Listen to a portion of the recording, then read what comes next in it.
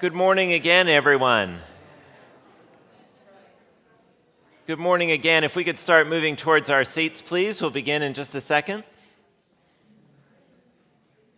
Mary Beth.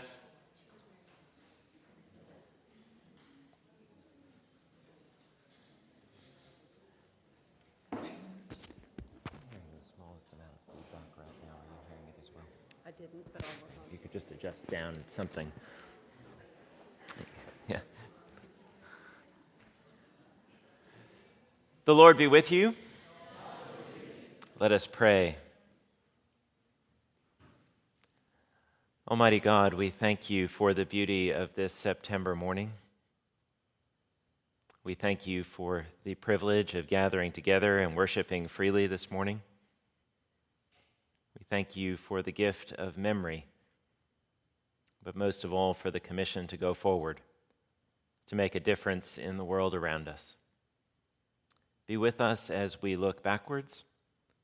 Be with us as we look forwards. And in all that we do, may your name be glorified. Through Jesus Christ our Lord. Amen. Well, good morning. As we were setting out the fall programming calendar, we saw the anniversary of September 11th coming up on a Sunday and had a number of conversations about how best to honor this day and to both look back and honor the stories that we should remember always, but also look forward to what it is that the world can be transformed by this experience. When we were putting the calendar together and saw that the perfect and optimal day to have the parish picnic was on this day, we had some conversations about whether that was appropriate or not appropriate. And as we began to talk about it more, the spirit of September 11th as we move forward and as we look back on that day is one of community reconnection. It's one of coming together in the midst of adversity and facing what's ahead of us. And it became more and more evident that we needed to roll right ahead with what we had planned to do. As we began to think about the class for today, we wanted to do something that would connect with that and sort of point our eyes in the direction that we needed to go. I advertised that we would have a panel this morning and invite people to think about that and reflect together. And the most remarkable thing happened. Letters and emails started arriving, but there were very few folks who wanted to stand up and read what they had written. It was good to share that with me. It was good to remember and honor it themselves, but there wasn't a lot of interest in remembering it in front of other people. That told me something about where we are and how precious these memories can be. So what we're going to do today is take a little walk through some curated readings that I've put together, and we'll read one and reflect on it together and read another and reflect on it together. There's going to be very little analysis from me, very little sort of pontificating as I usually do in these classes, but a chance for us to think back and a chance for us to be together. I thought about approaching this in a number of ways. Many of you know that I spent some time in New York City. I am a post-September 11th New Yorker, and that is significant. Those who were there before have a spirit to them and a connection. Those who were there on the day have a spirit to them and a connection that those of us who came later don't have. But what we do have is that sense of what New York became, what they committed themselves to being. I thought about telling you some stories from my days as a fire chaplain, and I actually brought a few souvenirs here from my days as a fire department chaplain in Virginia. I'd invite you after the class to come up and take a look at them, but please just do be careful because they're very, very precious gifts to me. The white helmet is my own fire helmet that I wore on many fire scenes, and you'll see the stains on it from smoke and water and soot. That was a gift to me from the Firefighters Union in Roanoke, Virginia. Everybody in the union chipped in $2 to buy it for me, and it's very, very precious for that reason. The other is my ceremonial helmet, which was given to me when I left to come to Holy Communion, and you'll see that it's been painted with images. There was nothing about my experience with those firefighters that had to do with September 11th. I was there 10 years after the fact, None of them had gone, or at least shared that with me. Yet you'll see on there, never forget, on the back of the shield, and 343, which is the number of first responders who died at Ground Zero. There was something profound about that day that carries on even to this day, so much in their memory. But all of these things together seemed as though we were looking backwards on a day when I really wanted for us to be looking forwards, to celebrate what it is that we've become, not just to honor what it was that happened. So as we go through the rest of this presentation, you're going to see no pictures of falling buildings. You're going to see no pictures of dying people. Instead, you're going to see pictures of people who offer us a look forward and an opportunity to remember and to talk about that. I take the title of my class, The Spirit of September 12th, from a speech by Christy Todd Whitman, who was the governor of New Jersey until January of 2001, when President Bush invited her to be the administrator of the Environmental Protection Agency. So she had just finished being governor of New Jersey when September 11th happened. I was an undergraduate in upstate New York on September 11th, 2001, and Governor Whitman was the commencement speaker that following year. And the title of her remarks was The Spirit of September 12th. And now, almost 15 years after that commencement, I still remembered the speech. And hers will be our first reflection of the morning. I'm not here to dwell on September 11th. Instead, I want you to think about September 12th. That was a sunny, warm day on the East Coast with blue skies. September 12th is when our healing began. September 12th was when the response of ordinary citizens moved into high gear. Everybody wanted to help, and everybody found a way. What happened that day and in the days that followed was something more. It was a fundamental change in the way that people treated one another. Neighbors who usually kept to themselves started waving hello or stopping to chat. People would drop in at their local firehouses to say thank you, knowing that their own would have responded just as the brave members of the FDNY had done. And it seemed for a while that even road rage took a vacation. The spirit of September 12th is something powerful. It's a recognition that our obligations extend beyond ourselves and our immediate family and friends. Americans are embracing their duty to community, to country, to humanity. The spirit of September 12th is compassion. The spirit of that day is action. The spirit of September 12th is generosity. On September 11th, always remember, and each and every September 12th, take some time that day to take stock of where you are and what you're doing. Ask yourself, what am I doing to help my neighbor, my community, my nation? Am I doing something to make a difference? Each year, recommit yourself to the spirit of September 12th.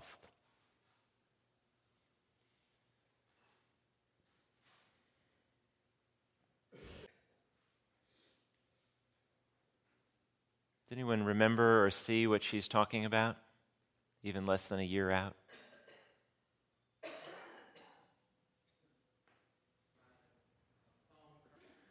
The Right Reverend and Right Honorable Dr. Rowan Williams, who was the 104th Archbishop of Canterbury, and I believe was Archbishop on that day, although I'm not 100% certain. He was in New York on September 11th at a Trinity Wall Street Institute, and then published this little volume that's really quite powerful called Writing in the Dust.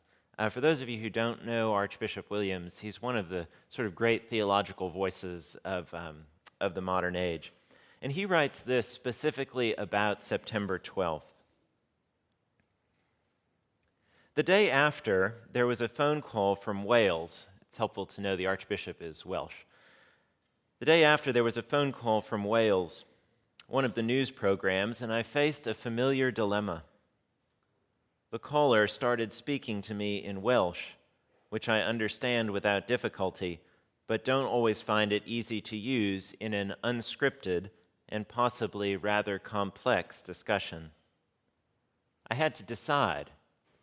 If I answered in Welsh, the conversation would go on in Welsh, and I had some misgivings about coping with it. I am spoken to, but I have some choices about how to answer. It seemed a telling metaphor that in that particular moment. Violence is a communication, after all, of hatred, fear, contempt, and I have a choice about the language that I'm going to use to respond. If I decide to answer in the same terms, that is how the conversation will continue. How many times have you heard someone say, "It's the only language they understand," to defend a violent reaction to violent acts? And perhaps we should at least ask, before we reply, the kind of question that we might ask if we're addressed in a language that we're not quite sure about. Can I continue this conversation? Have I the will and the resource for it?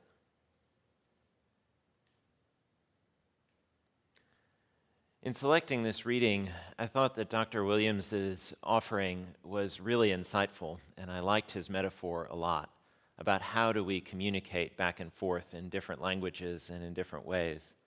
There was a need for a response, but there wasn't need for revenge, to prosecute more than was necessary. And he presents this balance that I think is worthy of our faith response. He goes on, though, at the end of his book in a one-page little epilogue that I thought was very, very useful also.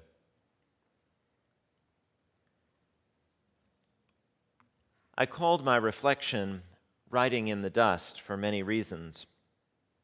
The obvious one, the sheer physical recollection of that dense gray atmosphere in the streets, the soft fall of ash and paper, the gritty, eye-stinging wind. All that is written here begins in the dust of the streets that morning. And then, writing in the dust is writing something that won't last, something exposed to dissolution, like the sand mandalas made by Tibetan monks for festival, made to be broken up. This isn't a theology or a program for action, but one person's attempt to find words for the grief and shock and loss of a moment. In the nature of things, these words won't last, and I need to acknowledge and accept that, and only hope that they may help to take forward someone else's mourning. But lastly, another picture from the Gospel of John evoked for me by all of this, from the stray story of Jesus and the woman taken in adultery, which is preserved rather improbably in John 8. When the accusation is made, Jesus at first makes no reply, but writes with his finger on the dust of the ground. What on earth is he doing? Commentators have plenty of suggestions, but there's one meaning that seems obvious to me in the light of what I think we learned that morning. He hesitates. He does not draw a line, fix an interpretation, tell the woman who she is and what her fate should be. He allows a moment, a long-ish moment, in which people are given time to see themselves differently, precisely because he refuses to make the sense that they want. When he lifts his head, there is both judgment and release.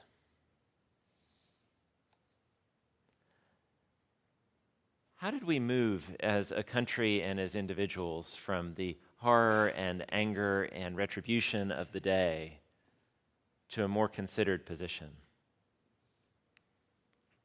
How have you seen that perspective change in the last 15 years? Thank you. Other thoughts on how our emotions may have moved, our national emotion or our individual emotions? Little preview, we're doing it next week, so make sure to come back. Hester will be convening a panel with two imams in this room at this hour next week. So, Helen, I expect to see you here. It's a time that we're using to just re-engage a conversation, not to make any statements of any kind, but just to be in conversation with people whose experience is a little bit different from ours and get some of those basic questions answered about that. Kendall, please.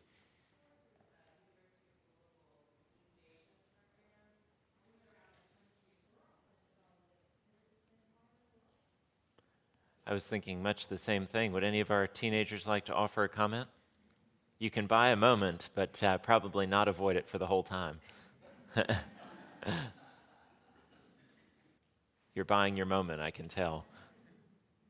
That's a really interesting perspective that anybody who's 15 or younger does not have a pre-9/11 world, and anyone who's really 18, 19 or younger doesn't have conscious memory of it. That's one of those times when I feel a little old myself. And it's interesting to see that next generation coming up and only knowing this version.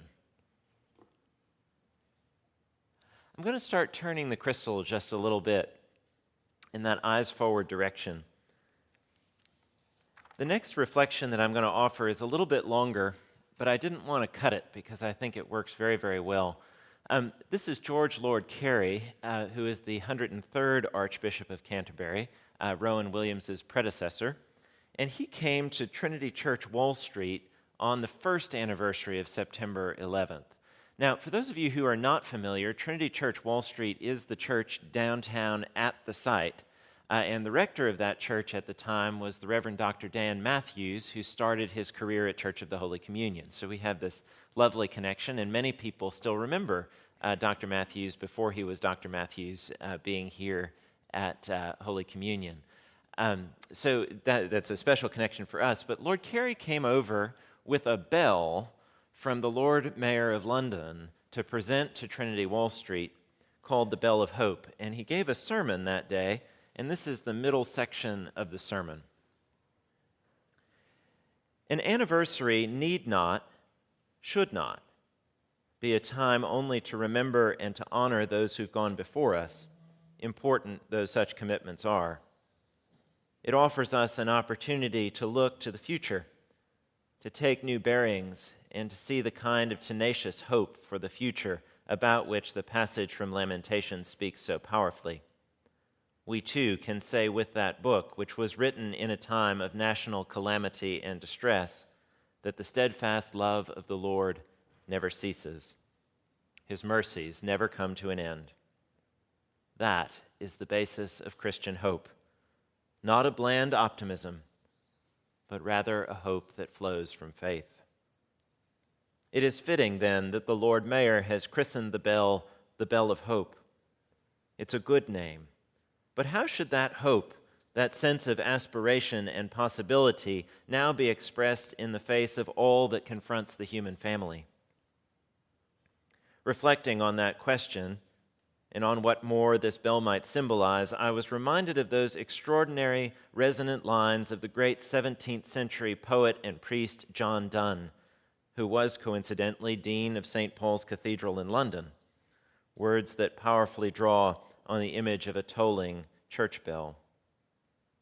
No man is an island entire of himself, Donne wrote. Every man is a piece of the continent, a part of the main. Any man's death diminishes me because I am involved in mankind, and therefore never send to know for whom the bell tolls. It tolls for thee. What a remarkable challenge to our shared humanity these words remain today, getting on 400 or so years later. How powerfully they connect, I believe, with two of the ideas we've already touched upon, vulnerability and solidarity. Any man's death diminishes me because I am involved in mankind. We are vulnerable because we are connected, Donne says. Now, it's perhaps when we feel most vulnerable that we may find it the hardest to embrace this challenge of interdependence. At times when we want, above all, to feel safe and secure, there's often a dangerous temptation to draw back rather than engage, or to cut ourselves off, or to retreat behind walls that we may wish to believe are impregnable. Or equally, at such times, we may be tempted to seek to override others, to lash out in revenge and frustration. And that urge may be especially strong when we believe we have not only the right, but also might on our side.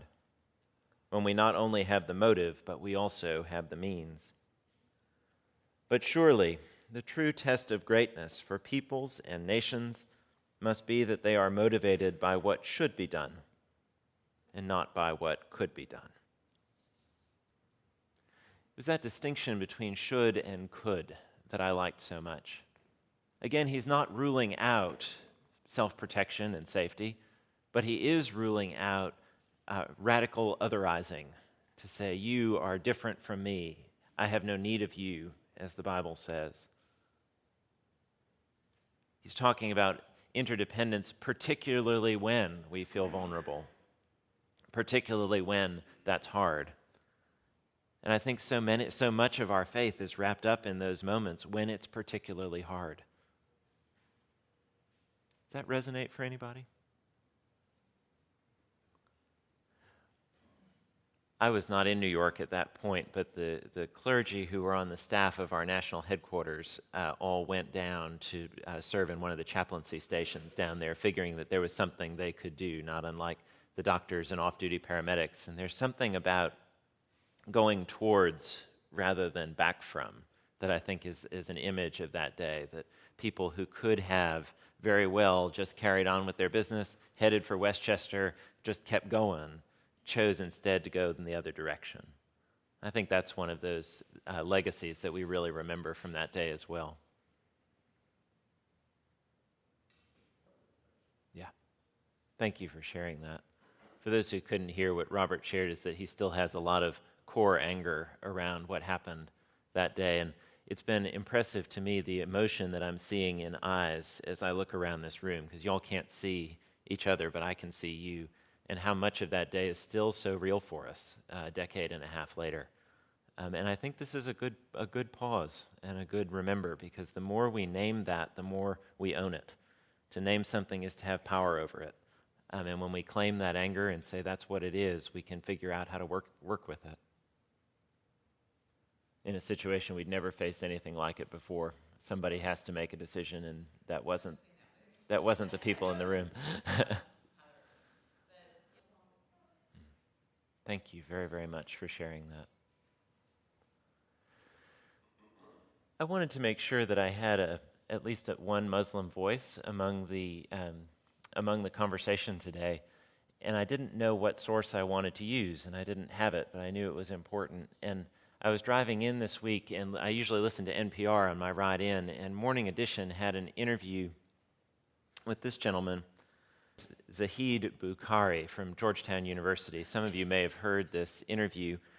And I thought that the interviewer and Dr. Bukhari did a very, very good job about talking about the spirit that I wanted to bring to this conversation. The interviewer, Tom Gelton, said this: "The lesson that immigrant Muslims in particular took from the difficult days after September 11th is that they needed to become more engaged in America, socially, politically, and mentally."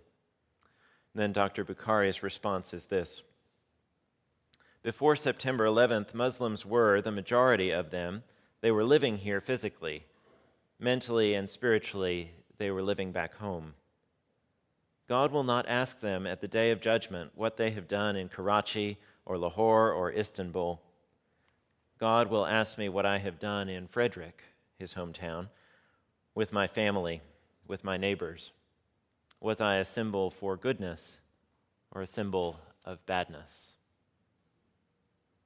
Very helpful perspective, I thought. Another person that I'd like you to meet, a personal friend of mine. These are my firefighters from Roanoke, Virginia, and this is an interview that was done on WDBJ-7, our local NBC affiliate in Roanoke, with First Lieutenant Robert Bug Reed. He's talking about the September 11th memorial stair climb that they do in Roanoke every year in one of the tall buildings downtown. And the firefighters go and put on all their gear and climb 110 stories in one of the downtown buildings to mark the 110 stories of the Trade Center. We don't have 110-story buildings in Roanoke, so it involves going up the Wells Fargo Tower and back down 5 times. You've got to keep going. And they do it in full gear. And then about 2 years ago, I think, invited civilians who wanted to do it with them to do so. And so it becomes this event where people just like us, wearing clothes just like us, go and do this physical act, raising money for the National Fallen Firefighters Foundation.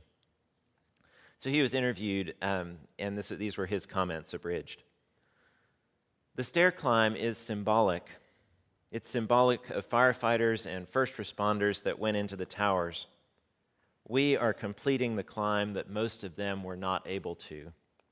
Participants climb about 110 stories, which is the highest height of the Trade Center. Participants also carry badges with the names of a firefighter or a police officer who was killed that day to symbolically get them to the top of the Trade Center. Here in the building, it's 5 sets of 22 flights. Anyone can do it, Bug goes on. It's not a timed event and it's not a race. We stay until the last climber has finished. To see the turnout, to see the number of people turn out to support us, is sobering and humbling. You feel like you've accomplished something for someone else, for a greater good than you. This, I think, is the spirit of September 12th. What can we do? How can we come together and continue to remember that? Jane was telling me that there was a ceremony downtown today that the firefighters and police officers offered near the Fire Museum to recall that day, to never forget. But to never forget in a way that also keeps us looking forward, keeps us coming together as community. Red Cross saw people just lining up to donate blood more than they could process or handle. What were some of those other things that we remember of coming together and looking forward together? Everybody put their flag out. Reykjavik wasn't ready to receive an extra 10,000 people overnight, but they made it work. The pictures afterwards, not just of the disaster, but of the communities around the country and everywhere around the country, not just the places that were physically affected, were pretty amazing images. Rick? Wow, what a great story. A scholarship fund for the kids in the village that received these people off the planes. Teenagers in the back, somebody got to say something for me. Well, that's what we're asking them about. Is what I'd like to know is what it feels like. And all you who've been on pilgrimage, I know that you know how to do spiritual reflection because we make you do it. What is it like to hear this? To hear this in the sort of real memories of real people, even though it wasn't something that you yourself remembered. Go for it, Charlie. Do you get voluntold back there?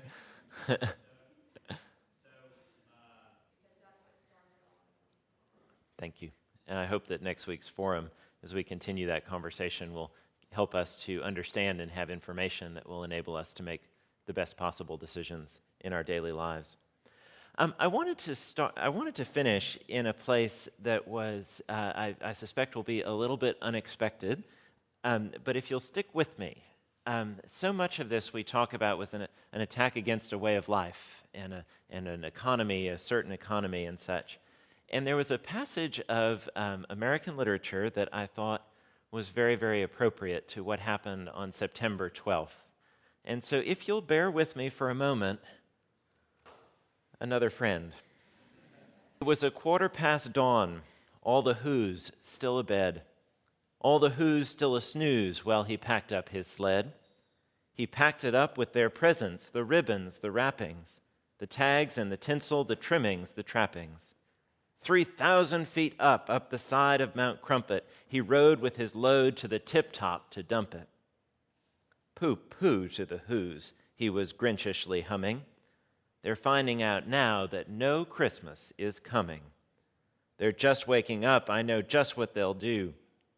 Their mouths will hang open a minute or two.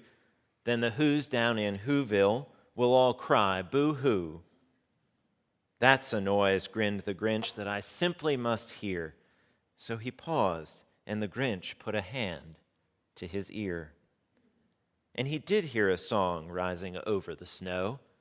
It started in low, then it started to grow. But the sound wasn't sad. Why, this sounded very merry.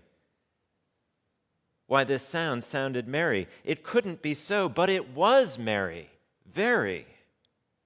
He stared down at Whoville. The Grinch popped his eyes. Then he shook. What he saw was a shocking surprise. Every Who down in Whoville, the tall and the small, was singing without any presents at all. He hadn't stopped Christmas from coming. It came. Somehow or other, it came just the same. And the Grinch, with his Grinch feet ice cold in the snow, stood puzzling and puzzling. How could it be so? It came without ribbons, it came without tags, it came without packages, boxes, or bags. And he puzzled 3 hours till his puzzler was sore. Then the Grinch thought of something he hadn't thought of before. Maybe Christmas, he thought, doesn't come from a store. Maybe Christmas, perhaps, means a little bit more. And what happened then? Well, in Whoville, they say that the Grinch's small heart grew 3 sizes that day.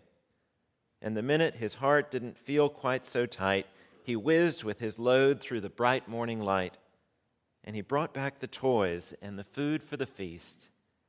And he, himself, the Grinch, carved the roast beast. That passage has been on my mind for the last week, thinking about what attacks can do and what they can't do. What they can do is take down buildings. What they can't do is take down people.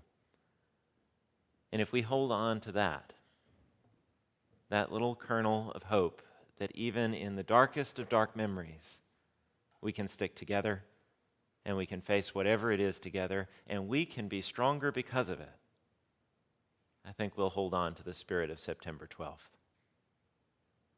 That's my offering for you today. It's a curated series of vignettes, people with different perspectives and ideas. But it's something that I hope points us forward to say that we remember not only to mourn, but to be commissioned and to go out in the world to make a difference. That we don't give up on having picnics, and we don't give up on the things that make us who we are. And may that always be so. Amen.